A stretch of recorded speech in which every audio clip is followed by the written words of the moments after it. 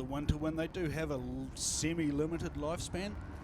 So we're away, and here we go. The lights are on and we're off, and everyone's making a fairly clean start there. Good run down to the first corner, and you can see that freight train starting to build already, with the riders all sort of squirming around looking for position into turn one. Lots of different lines into turn one for these little Ninja 250s.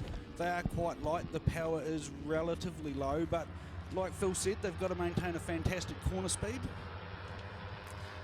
So running along the back there, looks like a fairly straight section there, but it actually turns quite sharply and there's quite a hollow. If you watch that section through with the superbikes, you'll see the wheel standing out there in the Formula 1 class. That's why they call it pothole. Absolutely. I think there might be a more technical name for it now, but it'll always be pothole for me. Going around there in the sidecar, the outside wheel would hit that pothole on the outside edge, and my God, the bike was all over the place. So yeah, pothole's the best name for it. Yeah, absolutely, Phil. So it looks like we've got Samuel Guthrie. Samuel Guthrie has worked his way up into first place, coming round through the corner that we used to call Nana's. Now it's the Christchurch Casino Carousel. So you'll see them all forming up into a nice little line, trying to get whatever slipstream they can.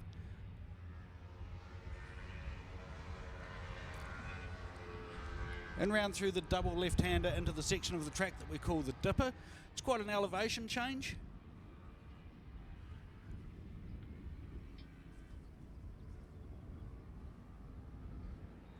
Everyone nice and tidy through there. So here we go with the riders coming back round, sweeping back through onto the final turn. It's one of the highest speed corners on the track.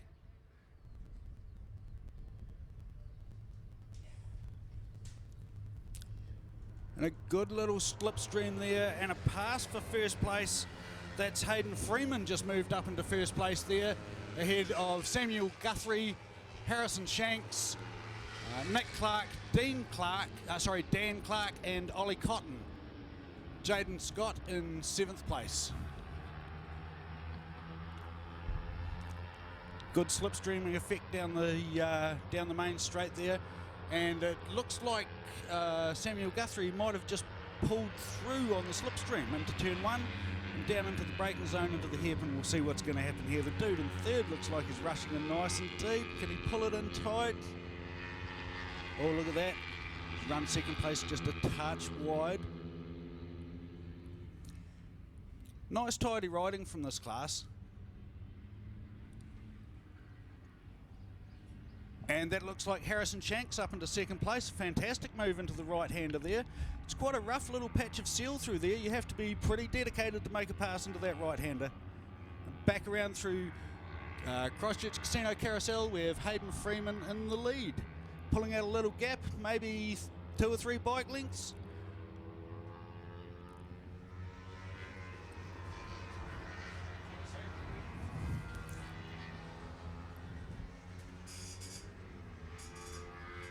And it looks like Harrison Shanks is closing in on Hayden Freeman. Let's see who's got the better run through the last corner and down onto the start-finish straight.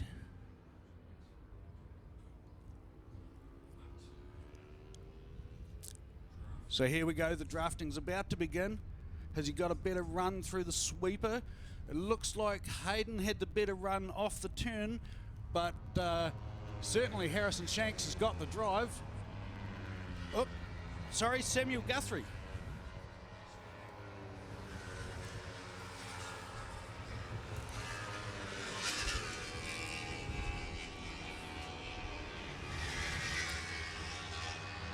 So running through the placings, Samuel Guthrie in first place, Harrison Shanks in second, Hayden Freeman in third, Nick Clark in fourth, Dan Clark in fifth, Jaden Scott in sixth, Ollie Cotton seventh, Tarek Dean in eighth. And here we go, back into the hairpin again. Oh, what a move. Couldn't quite hold it tight enough, but he's going to retain second place, I think, into the right-hander. He's certainly got the line for it. That's nice work, nice work. Everyone riding very tidy out there. And the two leading riders have actually come through the MCI Junior Rider Training Program here at Christchurch. Fantastic program designed to assist young riders improving their skills and their talents, making riding safer and faster, much more competitive for the young people. They're 15 years old. Isn't it amazing to see two young 15-year-olds out there battling like this at the head of the class for a New Zealand GP title? Absolutely outstanding of the club to bring these young riders on. So for anyone who wants to get their kids involved into road racing, there is a platform available through the club here at MCI. We can start them on the Ctas from, I believe it's 10 years old, and then they can work their way up through, and all good drafting again. So Samuel Guthrie on the draft has made the pass. Let's see if he can hold it into turn one.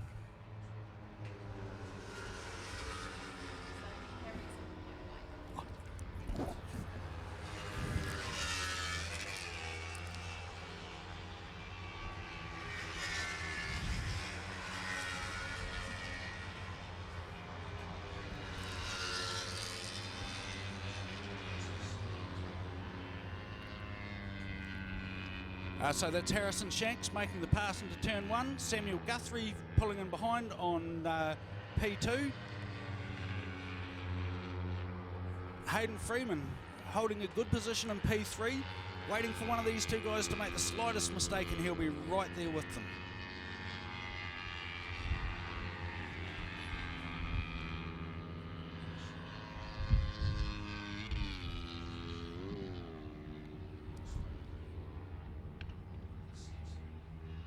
The right hand that the leaders are coming out of now, the Christchurch Casino Carousel, that's quite a deceptive corner. It tightens up right on the exit, so you've got to be very careful. You can get run out wide quite easily through there. And here we come back through the double left-hander section into the section known as the Dipper. Quite an elevation change.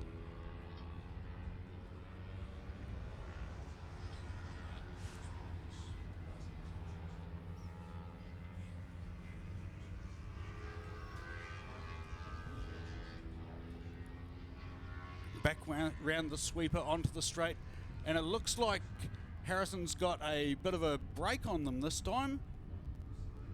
Let's see if Mr. Guthrie can make it back into the draft.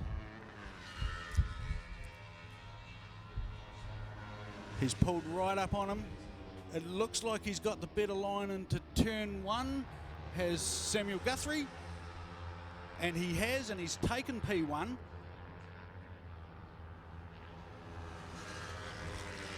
Here we go through the infamous pothole.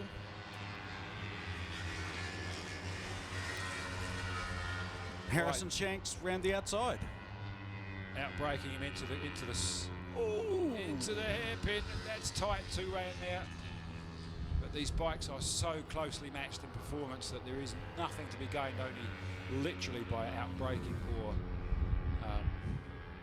well, that's it, really out-braking. There's no acceleration advantage. You just have to brake later than your competitor. So, no, it's great racing. And this, this is another example of the racecraft that these guys learn, which takes them on to bigger bikes. I mean, the racecraft is the same no matter what category you're in. It's just the speeds that change. And you learn how to race alongside other people. You're banging fairings, you're bashing elbows. Oh, and he's down.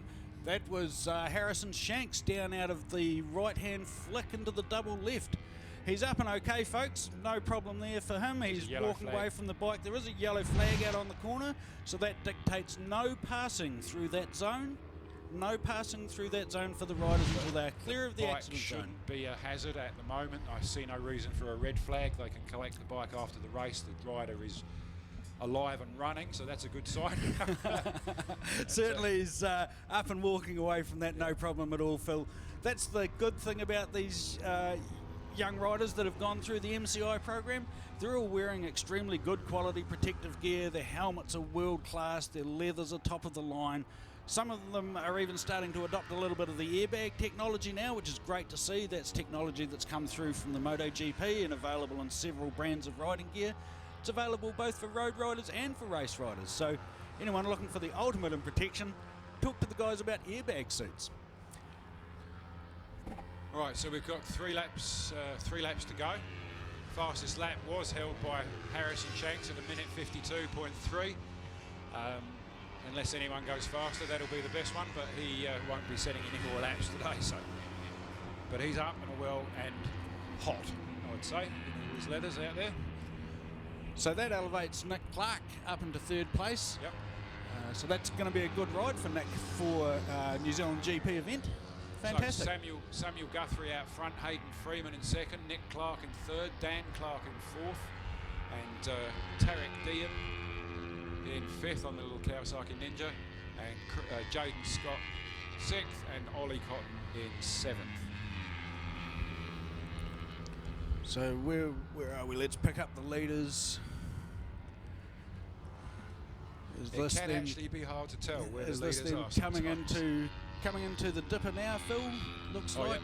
That could be him, yep. Yep, so a good 4 or 5 second gap now, 1st to 2nd, maybe a little bit back further Gap's to 3rd. 3.2 seconds on the last lap, so that's pretty convincing for this category of bike. That's going to be hard to make up that sort of distance unless the leaders make a mistake. So let's hope that the crew for Samuel Guthrie are out there letting him know that he's got such a big lead he can just not cruise, because cruising's not the ideal thing on a race bike, but settle into his rhythm and just set a nice consistent lap time from here forward. I can't believe any of them are cruising here, mate. They want to win this race the same as you and me would.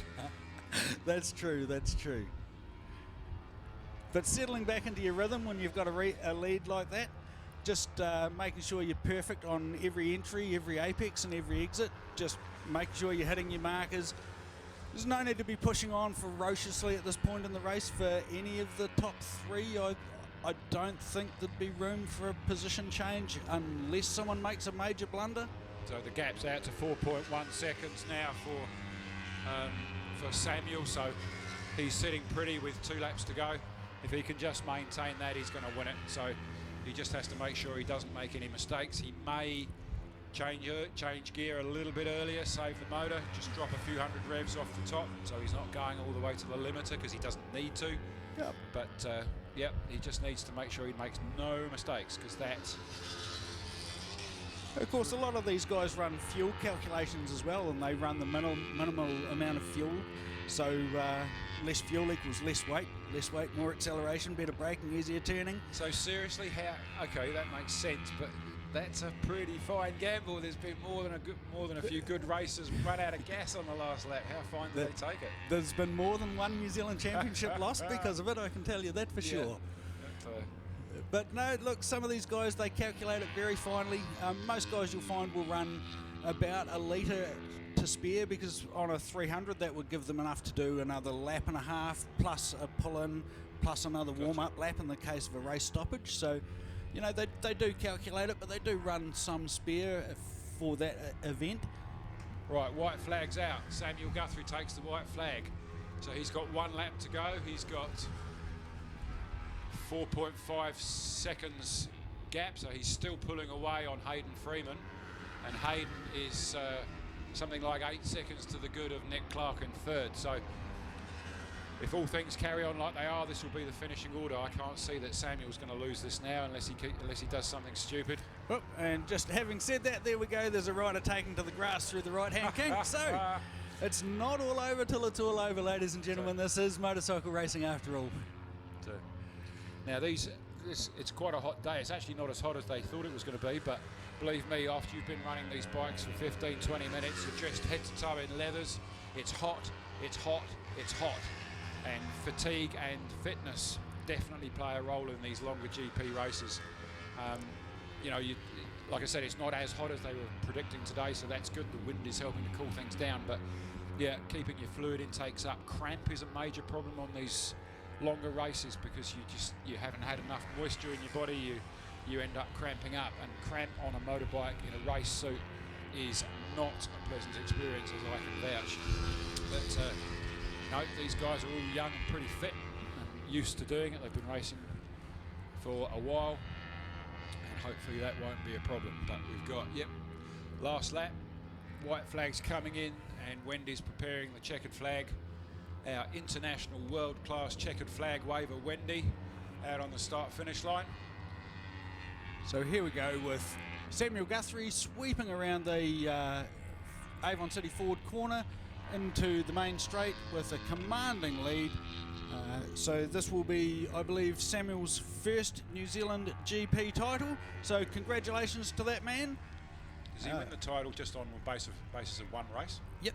This is it? This is the New Zealand GP title race, so he takes that title for his efforts today, and a fantastic effort for him as well. Hayden Freeman in second place, and that was Nick Clark just coming through in third, so fantastic ride from all those young guys. Once again mentioning that Samuel Guthrie has come through the junior program here at Motorcycling Canterbury, so if you want to get your child into road racing, this is the place to do it. So we've seen this from both ends, ladies and gents, over this last couple of days. We've seen the very youngest at 10 years old racing the little Koyo 150s, and junior road racers that have progressed from that over the last 10 to 15 years and now starting to win GP titles. So testament, if we needed it, that this youth training program is the future for motorcycle racing. And just to confirm the figures, we've got Samuel Guthrie in first, Hayden Freeman second, Nick Clark third, Dan Clark fourth, Tarek Dean fifth, Ollie Cotton sixth, Jaden Scott seventh, Craig Tiomo in eighth, and Yvonne Evans, nice to see some ladies out there racing today, she's in ninth, and Brett Mackard taking up 10th spot. So congratulations to those people. Next up we've got Formula 1, the GP race, so this is a 10-lapper, and everything we were saying about the previous race with fatigue and heat and fitness comes into play even more so for the big boys, because they are going so much faster.